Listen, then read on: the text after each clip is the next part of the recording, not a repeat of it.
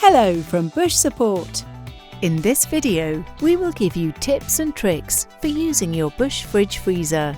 We recommend closing the doors on the fridge freezer as soon as possible after each use. The fridge freezer will use more energy if left open and may increase your electricity bill. Place your fridge freezer away from direct sunlight, your oven, or any other heat sources.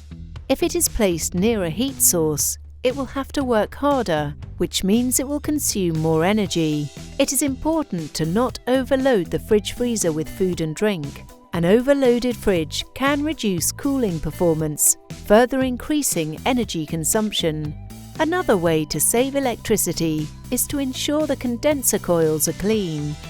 If the coils are not clean, they may be working harder than they need to be, which can heighten energy consumption and also lead to problems with your fridge freezer in the future.